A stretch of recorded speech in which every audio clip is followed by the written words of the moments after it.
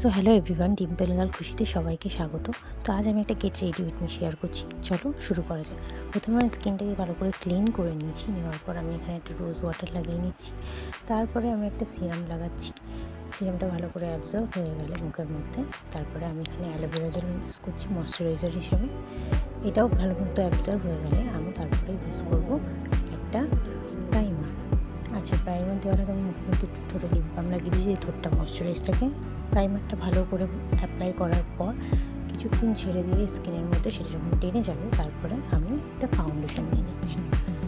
ফাউন্ডেশনটা মুখের মধ্যে ভালো করে চারদিকে অ্যাপ্লাই করে নিচ্ছি। আমি কিন্তু এখানে কোনো কন্ট্রোল বা কনসিলার ইউজ করছি না, আমি ডাইরেক্ট ফাউন্ডেশন দিয়েই করছি সব কিছুটা। ফাউন্ডেশনটাকে মুখে ভালো করে ব্লেন্ড করে নিতে হবে, যাতে স্কিনের সাথে পুরোভাবে ব্লেন্ড হয়ে যায়, ভালো করে মিশে যায়। ভালো করে ফাউন্ডেশনটা দেওয়ার পর মুখে তারপরে আমি এখানে লিপস্টিক দিয়ে আমি এখানে ব্লাশ করে নিচ্ছি। সেসব জায়গাগুলো আমি ব্লাশ হিসেবে ব্যবহার করছি, গালের দু সাইডে আর নাকের জায়গাটা আর চিনের সাইডে আমি ব্লাশ হিসেবে ব্যবহার করেছি। এরপরে এটাকে সেট করার জন্য আমি একটা সেটিং স্প্রে লাগিয়ে নিয়েছি। তারপরে চোখটাকে হাইলাইটেড করার জন্য আমি এখানে একটা কাজল লাগিয়ে নিয়েছি, জুডিও থেকে নেওয়া কাজলটা।